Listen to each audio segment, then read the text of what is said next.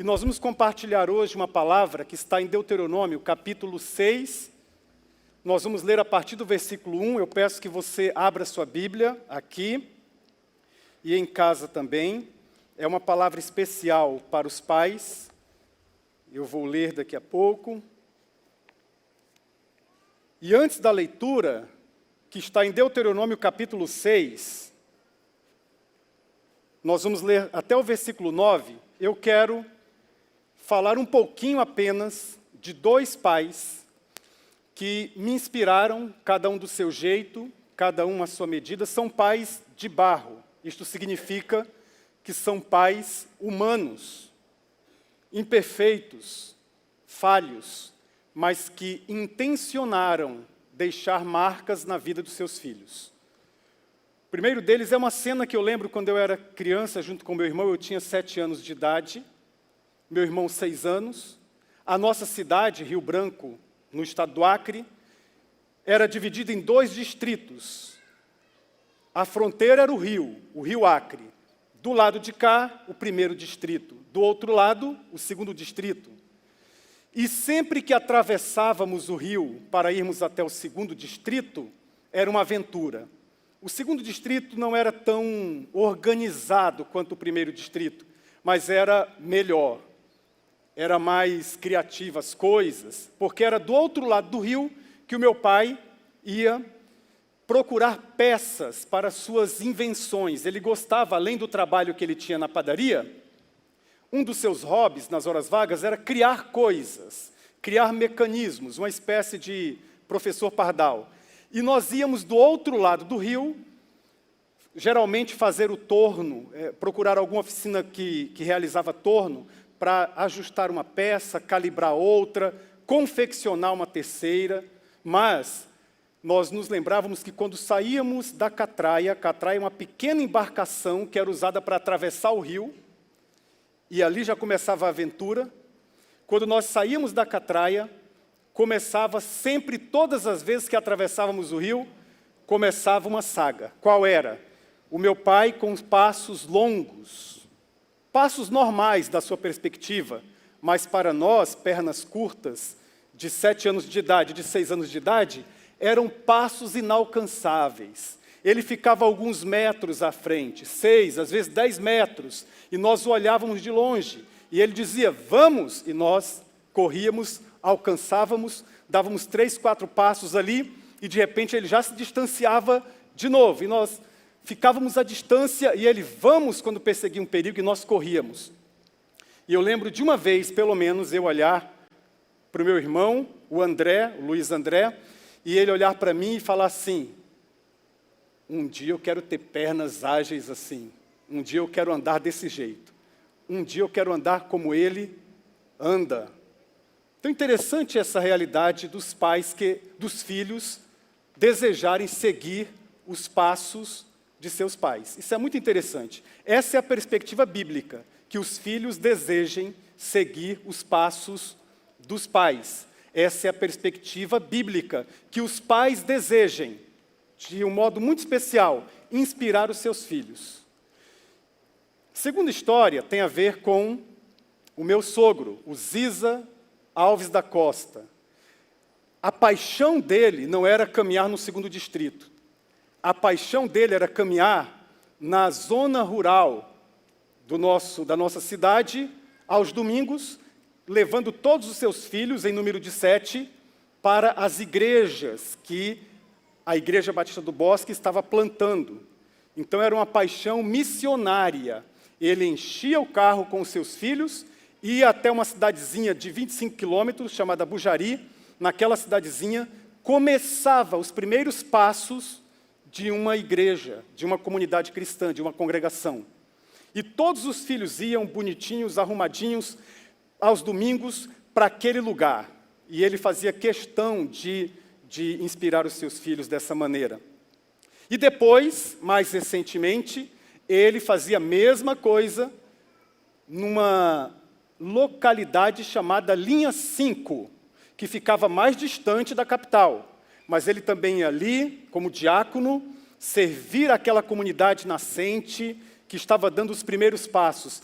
E eu penso, Que coisa bonita isso, um pai cristão ensinar os seus filhos a darem os primeiros passos na vida cristã, enquanto ele acompanha os primeiros passos de uma igreja embaixo da árvore, uma igreja numa zona rural, uma igreja que está começando lá com um violãozinho tonante, o rei dos violões, um violãozinho e nada mais.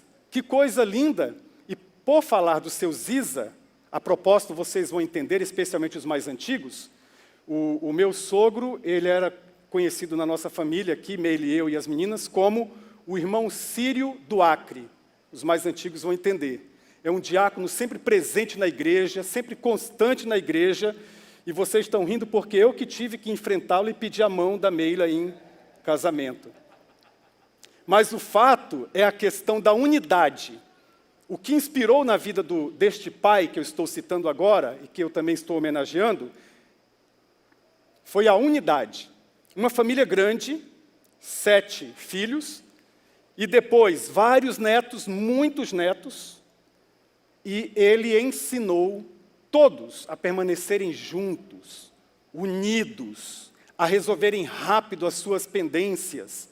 Isso marcou muito a minha vida, tanto que eu cometo de vez em quando o exagero de dizer que eu me converti primeiro à família batista e depois essa família batista me apresentou Jesus. Porque foi a família do seu Ziza que eu via lidando com os problemas, lidando com os conflitos, lidando com as realidades. Eles brigavam e se perdoavam rapidamente, e se perdoavam mesmo, e a família continuou unida, passando por todas as intempéries, dificuldades, todos os problemas, mas se mantêm unidos. Então, que coisa linda um pai também inspirar os seus filhos no caminho da unidade. Então, seu Ziza, se estiver acompanhando esta live aqui, um beijo, Deus abençoe, estamos orando por sua vida, e peço à igreja também que ore, ele está com 82 anos de idade, e lutando contra um câncer raríssimo. Mas eu já disse para ele que ele é vencedor, na verdade ele é mais do que vencedor. Deuteronômio capítulo 6, a partir do versículo 1, diz assim: esta é a lei, isto é, os decretos e as ordenanças que o Senhor, o seu Deus, ordenou que eu lhes ensinasse, para que vocês os cumpram na terra para a qual está indo, para dela tomar posse. Desse modo, vocês, seus filhos e os seus netos, temerão o Senhor, o seu Deus, e obedecerão a todos os seus decretos e mandamentos que eu lhes ordeno todos os dias de sua vida, para que tenham vida longa. Ouça e obedeça, ó Israel, assim tudo te irá bem, e você será muito numeroso numa terra onde mana leite e mel, com fartura, como lhe prometeu o Senhor, o Deus dos seus antepassados. Ouça, ó Israel, o Senhor, o nosso Deus, é o único Senhor. Ame o Senhor, o seu Deus, de todo o seu coração, de toda a sua alma, de todas as suas forças. Que todas essas palavras que hoje lhes ordeno estejam em seu coração. Ensine-as com persistência aos seus filhos.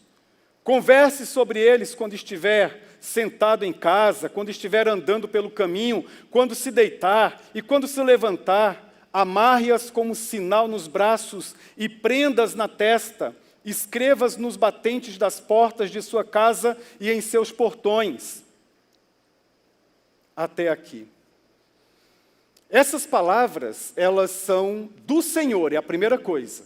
Elas não são da minha cabeça. Elas não são da cabeça de um pastor conservador. Elas não são da cabeça de um teólogo. O texto começa dizendo que elas são palavras de Deus. Em segundo lugar, diz o texto que elas precisam ser obedecidas. São palavras e não opiniões, opiniões celestiais. São ordenanças.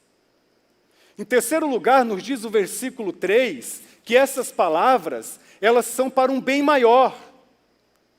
Não visam apenas o aqui e agora, mas têm repercussão para o ali, além. Não visam apenas a transitoriedade, mas visam também o transcendente. Não visam apenas o que está do lado de cá da cortina, mas visam o que está do lado de lá do véu. E é para um bem maior, é para uma longa vida na terra. E também, em quarto lugar, essas palavras, dizem a Bíblia, que elas colocam sobre os pais, e aqui entram também mães, avós, porque mesmo na época bíblica nós tínhamos a figura ausente de um pai. Por exemplo, a Bíblia nos mostra que Timóteo teve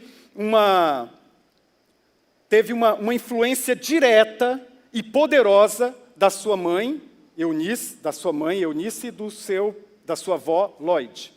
O pai não aparece na história de Timóteo. E então hoje as mães também podem se inspirar nesse texto da Bíblia e fazer o que precisa ser feito. E esses pais têm uma incumbência, têm uma missão que o texto coloca aqui sobre eles, maravilhosa, que é de ensinar em primeiro lugar e acima de tudo, a amar a Deus acima de todas as coisas. Amar ao Senhor, está aqui. Dizer que Deus é único, versículo 4 é o Shema Israel, que os judeus praticam até os dias de hoje. Shema Israel, o nosso Deus é único.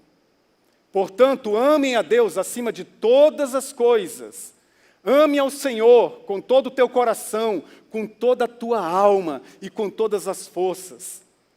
Os pais precisam comunicar a paixão aos filhos. Os pais precisam comunicar o amor a Deus. Essas realidades todas, elas colocam-nos diante de uma situação que é essa que está aí, que você está lendo. Que é, em quinto lugar, os pais precisam falar as palavras de Deus. Sim, os pais precisam dar exemplo também. Mas não apenas o exemplo, o modelo, mas eles precisam falar a palavra de Deus para os seus filhos em todas as idades, especialmente os pequeninos. Na perspectiva bíblica, diferente da perspectiva de Piaget, esse ciclo se fecha aos 12 anos. Na teoria de Piaget é 4, 5 anos, mas na perspectiva bíblica é 12 anos de idade aproximadamente. Aos 12 anos de idade, o seu filho deveria estar pronto com todas as dinâmicas e ferramentas espirituais para enfrentar a vida, para enfrentar a realidade, com Deus no coração, com a fé pujante, com a fé intensa. E como é que eu faço isso? Todos ouçam essa palavra, por favor. Talvez essa seja a coisa mais importante de tudo que o seu pastor vai dizer nesta manhã. Viva o cristianismo para os seus netos. Viva o cristianismo para os seus netos. Você pode repetir comigo essa frase bem forte em casa também? Viva o cristianismo para os seus netos. É exatamente isso. Eu tenho que viver, mas pastor, eu não tenho neto ainda, eu nem casei. Viva o cristianismo para os seus netos. Você tem que pensar nas suas futuras gerações. O alvo tem que estar lá na frente. Você tem que orar pelos seus netos. Eles nem nasceram ainda, você nem casou ainda, mas você já está chamando à existência em nome de Jesus, netos saudáveis espiritualmente. Você já está orando e a sua oração não tem prazo de validade. Bendito seja o nome do Senhor. Sabe por que a Europa naufragou? Porque a Europa viveu o cristianismo individualista. O cristianismo individualista é, eu vou para um lugar gostoso, ouvir uma palavra gostosa aos domingos e só. O cristianismo engajado está aqui, é todos os dias, você leu no texto. Todos os dias. O domingo é gostoso, o domingo é maravilhoso, o domingo é abençoadíssimo, mas é insuficiente. Uma fé que alcança os netos não vive só aos domingos. Ela vive de segunda a domingo, de segunda a segunda, melhor dizendo. Então os pais precisam falar as palavras de Deus. E em 4 situações, mas antes eu quero enunciar essa questão, em 4 situações, mas antes eu vou enunciar essa situação que vai justificar essas 4 situações. A primeira é, por que os pais precisam? Porque os filhos têm a tendência de seguir a paixão dos seus pais ou dos adultos influentes ao seu redor. Guarda essa palavra, os filhos têm essa tendência de seguir paixões. Depois eles vão pensar nos ensinos. Depois eles vão pensar no que você está ensinando. Mas primeiro eles seguem as paixões. E os filhos são especialistas em fazer isso. Especialistas. Por exemplo, tinha um pai que torcia para o Flamengo, na época do Zico. Torcia para o Flamengo, era apaixonado pelo Flamengo. Mas não comunicava muito essa paixão, não.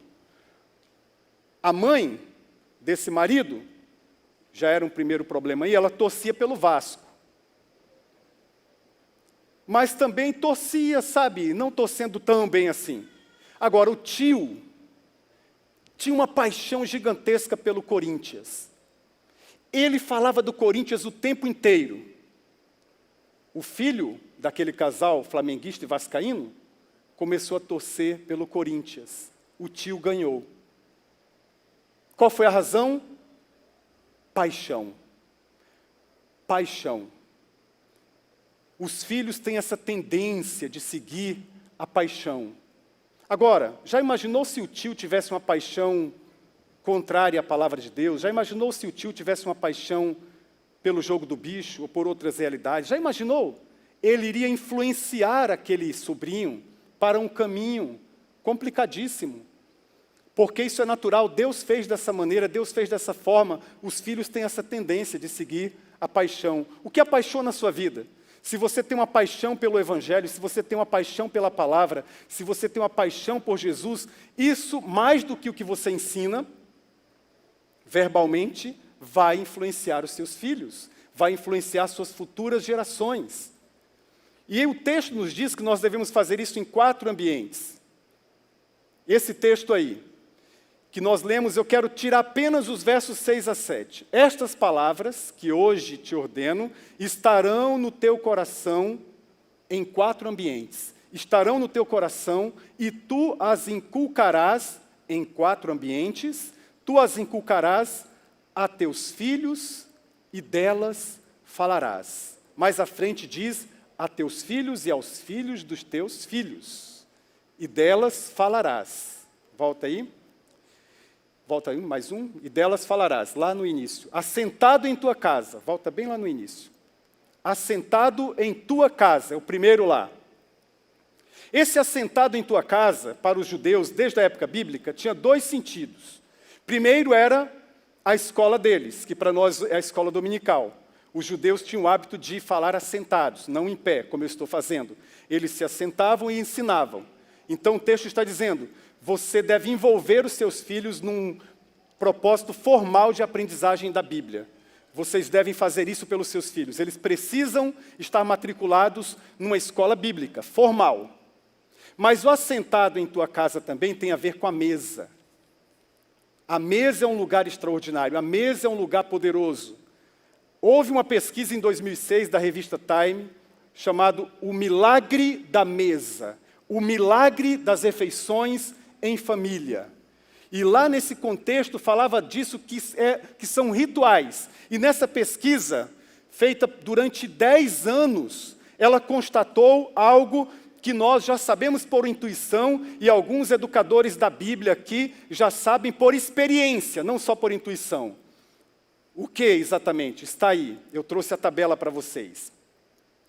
Veja bem, quanto mais as famílias comem juntas, menor a probabilidade de as crianças fumarem, ou virarem adultos que fumam, de beberem, de usarem drogas, de ficarem deprimidas, de desenvolverem transtornos alimentares, ou de pensarem em suicídio. Essa pesquisa não foi feita em igreja, essa pesquisa não foi feita por religiosos, essa pesquisa foi feita por cientistas do comportamento humano.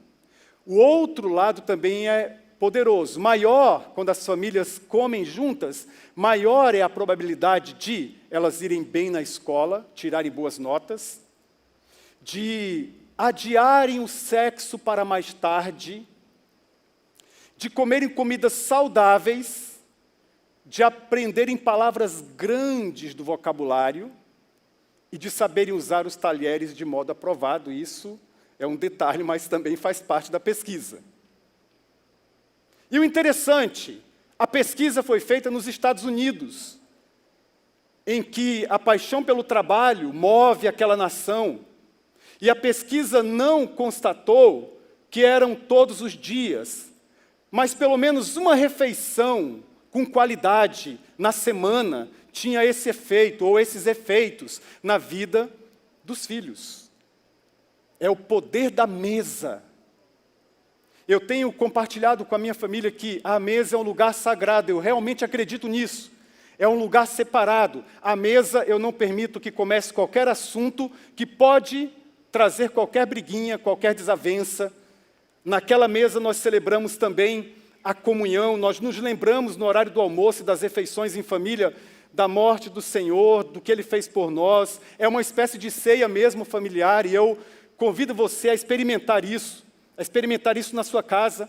E todas as vezes que começa algum assunto que pode ir para um outro lado, eu interrompo esse assunto e vamos conversar sobre a vida, vamos conversar sobre outras realidades, porque nós estamos visando algo que a mesa por si só é capaz de produzir.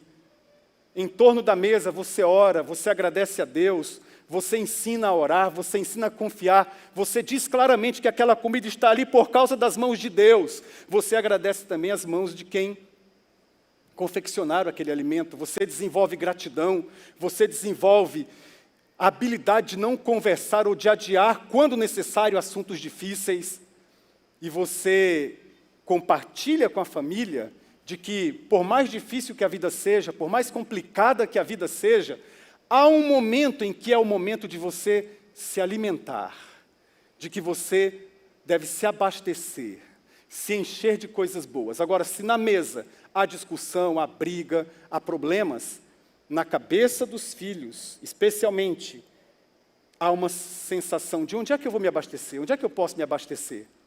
Há um poder naquilo que você absorve, naquilo que você engole. Jesus disse isso de maneira muito clara quando ele simbolizou todo o conteúdo da sua paixão num pedaço de pão e num cálice de vinho. Em outras palavras, ele estava inaugurando uma comensalidade no reino e dizendo, quando vocês, todas as vezes que vocês comerem do pão e beberem do cálice, vocês estão anunciando o maior de todos os eventos, o maior e definitivo de todos os eventos, um evento que foi crucial, que matou um inocente, mas que ao domingo, ao terceiro dia, ele ressuscitou para alimentar a vida de todos vocês como pão que desceu do céu, o verdadeiro pão que desceu do céu. E você mostra para eles, e eventualmente a gente deve mostrar, o versículo que diz, eu fui moço e agora sou velho, e eu nunca vi o justo mendigar o pão, e nem a sua herança fazer da mesma maneira. Você insere no coração dos seus filhos a certeza de que nunca vai faltar. Você pode passar por lutas e dificuldades, mas nunca vai faltar.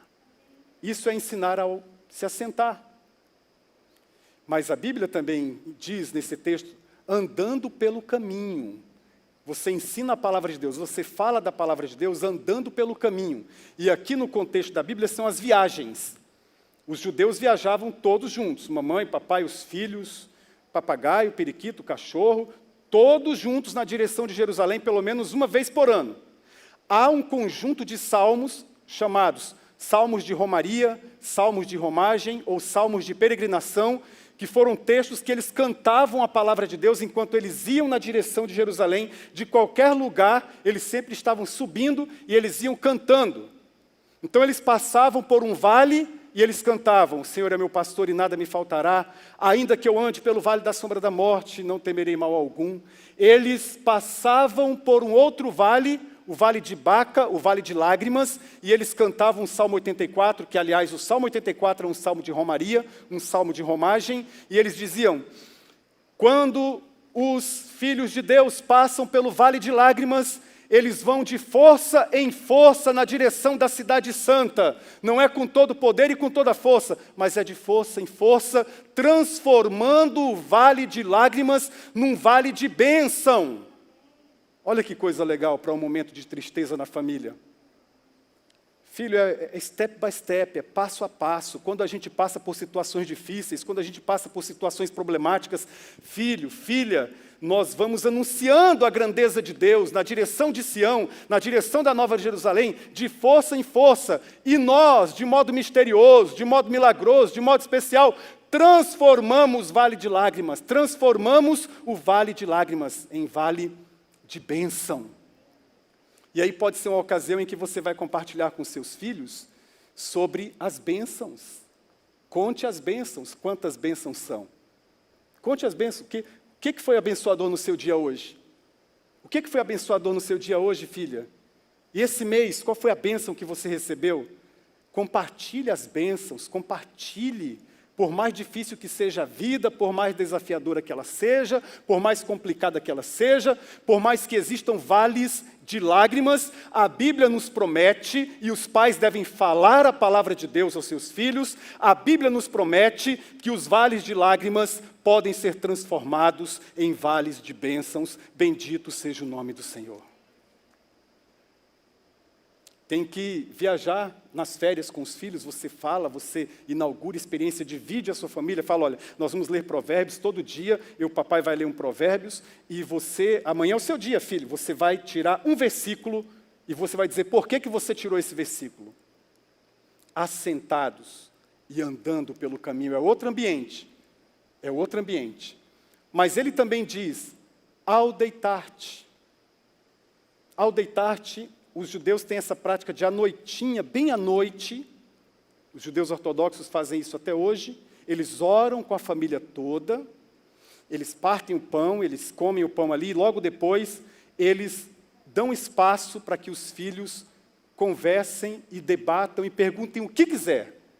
À noite, Deus criou a noite para um refresh. É uma espécie, na perspectiva bíblica, é uma espécie de retiro espiritual, todas as noites.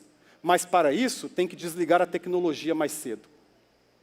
Tem que desligar o smartphone, tem que desligar a internet, tem que desligar, senão a mente ainda fica ligada. Deus criou para que à noite, e os médicos que estão aqui sabem dizer isso, na verdade, muito melhor do que eu, os médicos sabem que à noite você vai tendo aquele crepúsculo também internamente.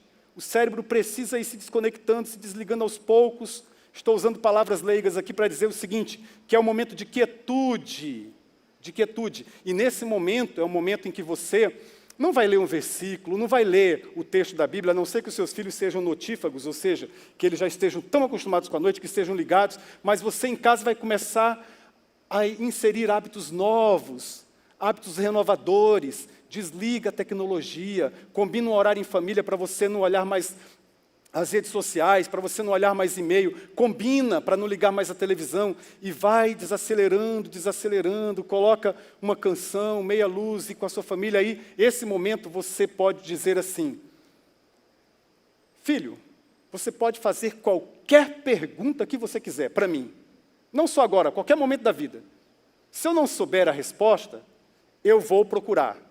Eu vou pesquisar. Filho, você não precisa só perguntar para o Dr. Google. Eu também entendo alguma coisa. Pergunta para mim, qualquer que seja. Qualquer pergunta, papai, qualquer pergunta. Inclusive pergunta da Bíblia, pode perguntar. Se eu não souber, eu vou pesquisar, eu vou falar com alguém que entende mais, mas pode perguntar qualquer coisa. Aí um filho uma vez ouviu isso do pai e falou assim, papai, então eu tenho uma pergunta. O senhor contou na semana passada, à mesa, a história de que Jesus, no Getsêmani, estava orando sozinho. Mas algumas refeições anteriores, o senhor disse também que Jesus era Deus. O senhor leu João capítulo 1 e ensinou que o Filho é Deus, que Jesus é Deus. O senhor lembra dessa lição, papai? Lembro. Então eu tenho uma pergunta, papai. Qual? Se Jesus é Deus e ele estava orando lá no jardim, então ele estava orando para si mesmo, eu oro em meu nome, é isso? Como é que é isso, papai? Aí o pai pensou um pouquinho e falou assim, filho, essa pergunta você pode fazer para sua mãe. Ela está bem ali, pode perguntar para ela. Mas pode perguntar qualquer coisa, porque é ao deitar-te, é o momento que você tem para desligar tudo e ir experimentando aquilo que o Salmo 3, que é um salmo curtinho, e o Salmo 4 dizem, cada um no seu jeito, afirmam: em paz me deito e logo durmo, porque só o Senhor me faz repousar em segurança. Então, essa é uma figura que a mamãe pode fazer, que o papai pode fazer, que os avós podem fazer. E o texto diz também, ao levantar-te. Ao levantar-te, no contexto judaico aqui da Bíblia, os judeus, quando eles abrem os olhos, eles têm uma oração que eles fazem todos os dias, primeiro sozinho, depois com seus filhos, que é o Modeh-Ani. Modeh-Ani significa agradeço eu. Agradeço eu. É uma oração de gratidão. E o agradeço eu não é eu agradeço. E tem um sentido nisso. É porque eles afirmam que nós não podemos começar o dia com o eu na frente. Por isso que eles invertem a ordem. É agradeço eu. Agradeço eu. Que é o mesmo eu te agradeço, Senhor, mas, Senhor, agradeço-te. E aí eles agradecem pelo dia. Ao levantar-te significa que o primeiro assunto na sua casa deve ser Deus, deve ser a espiritualidade. A primeira presença sentida assim que você abre os olhos deve ser a presença de Deus. O eu não pode estar à frente. Como é que o eu fica na frente? Quando você acorda já na decisão que tem que tomar no trabalho, acorda já pensando o que eu vou conversar com o meu patrão, acorda já pensando na conta que você vai pagar, acorda já pensando no contrato que ainda... O eu está na frente. E é claro que isso são realidades e preocupações de todos nós que virão em algum momento do dia. Mas se você treinar a sua mente, consequentemente treinar a mente dos seus filhos, para que eles valorizem Deus, coloquem Deus em primeiro lugar, Modeh-Ani, agradeço eu, uma vida grata logo pela manhã, aos poucos, não é automático, não é tudo de uma vez, mas aos poucos, seus filhos vão perceber as suas prioridades. As suas prioridades.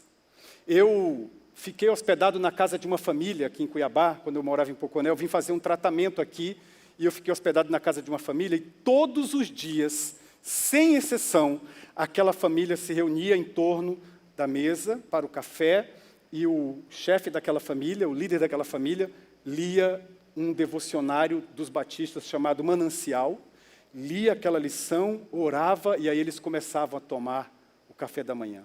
Todos os dias. Primeira coisa que eles faziam, era impressionante.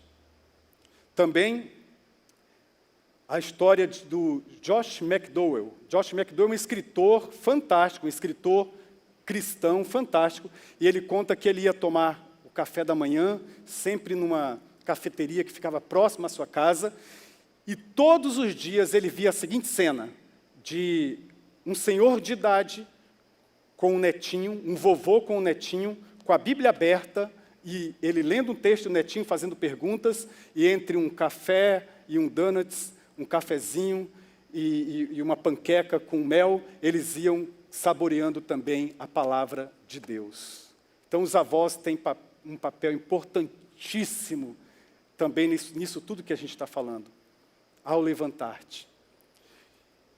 E aí, eu comecei essa mensagem compartilhando com vocês que nós temos que viver o cristianismo para os nossos netos. É isso que o texto está dizendo. Eu não preciso focar nos meus filhos, claro que eu vou focar neles, mas eu tenho que ver assim, eu tenho que passar essa geração, eu tenho que empoderar, eu tenho que apaixonar tanto os meus filhos que eles se sintam encorajados a passar para os outros. Eu sou mãe, eu não tenho a figura masculina, você tem a figura do Espírito Santo de Deus para te ajudar, mamãe. E eu sou um avô, eu queria muito ajudar, você pode ajudar mais do que você imagina. Mas durante a vida dos meus filhos, eu sinto que eu não fui tão intencional em falar, agora é a hora de você começar na vida dos seus netos essa mesma realidade. Combina com os seus netos, através dos pais deles, obviamente, uma vez por semana, você tem um tempinho de ensinar a palavra, de falar da palavra de Deus. E nós precisamos fazer isso. Sabe por quê? Porque se nós não fizermos isso, aí fora alguém vai se assentar com os nossos filhos, alguém vai andar com eles pelo caminho, alguém pode ir para a realidade mais íntima da vida deles ao deitar-se, e pela manhã, em algum lugar dessa cidade que talvez os pais nem saibam, alguém pode estar influenciando os seus filhos. E hoje é mais complicado ainda, porque não só fisicamente, geograficamente, mas hoje ainda tem a virtualidade. Hoje, todos esses processos podem estar acontecendo ao mesmo tempo, através de um smartphone. Através do smartphone. Então chegou a hora de Igreja de Jesus se levantar e dizer, essa é a nossa missão. Nós não vamos deixar o Evangelho padecer, o Evangelho perecer na nossa nação. Se depender de nós, nós vamos transmitir para os filhos, visando, pensando, objetivando a mudança dos nossos netos, das futuras gerações. Então eu quero, nesse momento, orar.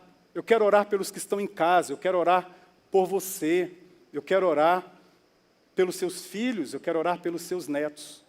E eu quero passar simbolicamente aqui nesta noite, transmitir isso, passar isso para as próximas gerações. Como nos diz segunda carta de Paulo a Timóteo, capítulo 2, versículo 2. Eu chamo isso de programa 222. 2 Timóteo, capítulo 2, versículo 2. O que você ouviu de mim, transmite a outros homens idôneos, que também sejam capazes de transmitir a outros.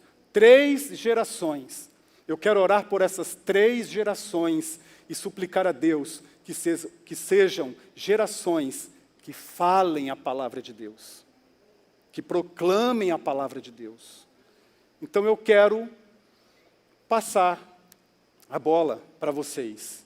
E eu quero fazer isso simbolicamente. Eu quero perguntar aqui qual é o pai mais novinho que a gente tem hoje aqui. Por exemplo, se o filho nasceu semana passada ou nasceu esse mês, qual é o pai mais novo? Levanta a mão aí. Pai mais novinho e corajoso também. Levanta a mão bem alto. Você? Quantos meses? 5 meses? 5 meses? Tem alguém aqui com 4 meses? 3 meses? Oi? A que apresentou hoje tem quantos meses? A que foi apresentada hoje? 6 meses. Ó, chegou aí, hein? Bateu na trave. 5 meses. Quem mais? Tem algum? Não? Então é você mesmo. Você pode vir à frente aqui? Alguém pode vir com ele para ajudá-lo, né? A esposa. Eu fiz o casamento deste casal lindo, maravilhoso. Pode subir. Pode vir com cuidado, tenha paciência. Ó. Isso. Tudo bem? Deus abençoe. Aqui. Deus abençoe. E eles vão ficar aqui, eu quero orar por eles, representando essas futuras gerações. Eu quero passar a bola para eles. Opa! Todo brasileiro gosta de bola, né? Eu prometi 1000 vezes para mim mesmo que eu ia só segurar isso aqui, mas não, ó o barulho que legal. Que bacana. Então eu quero simbolicamente passar para você, representando essa igreja, os pais mais antigos aqui, os avós. Sua bebê tem 5 meses. Você tem um desafio extraordinário de viver o cristianismo para os seus netos. Mas isso obrigatoriamente passa por ela, com esses olhos lindinhos, que está fixado, como uma boa brasileira, na bola. Aqui, ó. Gostou do barulho, ó?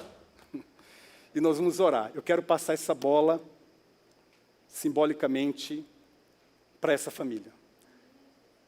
A bola está com vocês. Tá bom? Pode ajudar agora para você. Isso. Isso não significa que nós vamos cruzar os braços. Significa que nós vamos ajudar essa nova geração a marcar muitos gols para Jesus. Muitos gols para Jesus. E nós vamos orar por eles, representando todas as famílias e as futuras gerações. Eu quero pedir que aqui em casa também você feche os olhos, e você vai pensar nos seus netos. Pastor, eu nem casei ainda. Ore por eles. Deus sabe de todas as coisas, isso está em Deus. E nós vamos orar. E eu quero dizer também que você que está em casa, aqui tem 5 meses. Se em casa, na live, tiver alguém com 3 meses, com 4 meses, né, de pai, 2 meses, digita aí, fala com o pastor Gilson, ele vai dar esse presente para vocês, ele vai comprar uma bola e dar para vocês, tá? O pastor Gilson, só falar com ele aí. Mas é só um, tá? É o primeiro. Por exemplo, se tiver um com 2 meses, é você o ganhador também da nossa live, tá? Vamos orar? Estenda a sua mão aqui. Pai, em nome de Jesus, nós nesta manhã simbólica e solene, uma manhã que pensamos aqui no texto maravilhoso da Tua Palavra, nós oramos mais uma vez por esta família, e nós pedimos a Deus que os pais se sintam absolutamente encorajados em falar a palavra de Deus para essa menina linda, para sua filhinha, e depois para os próximos que virão, e para os netos. E nós queremos orar pelos netinhos deste casal. Nós queremos pedir que eles sejam frutíferos, que eles sejam homens e mulheres de Deus. Que eles sejam, ó Deus, livres das más companhias e que tenham o Evangelho de maneira clara, de maneira muito clara, como delineador, única regra, na verdade, de fé e prática cristã de suas vidas. Em nome de Jesus, nós oramos. Amém, Senhor. Amém. Deus abençoe, em nome de Jesus, tá bom? Vamos colocar em pé, meus irmãos, desçam com cuidado aqui. Vamos colocar em pé, você vai almoçar daqui a pouco, e eu quero ser solidário àqueles que não têm mais fisicamente a presença do seu papai, como é o meu caso, e eu quero também ser solidário a todas as mães que, com muito empenho, criam seus filhos sem a presença de um pai, por alguma razão, por algum motivo. Eu quero suplicar a Deus por sua vida, e eu quero ser solidário também àqueles que, nesse contexto de pandemia, enfrentaram perdas relacionadas aos pais. E que você tenha um tempo maravilhoso com a sua família hoje, um tempo maravilhoso com o seu papai hoje, que vocês almocem juntos, que vocês jantem juntos, e que vocês absorvam esta palavra e façam um compromisso singelo com o Senhor, que vai ajudá-los nesse propósito. Pai, aqui estão diversas famílias representadas, e eu os coloco, como ministro da Tua Palavra, eu os coloco sob a Tua bênção. Que eles sejam prósperos em obedecer, praticar e transmitir a Tua Palavra. Hoje e sempre, as famílias que estão aqui e as famílias que estão espalhadas por toda a face da terra. Hoje e sempre. Amém e amém.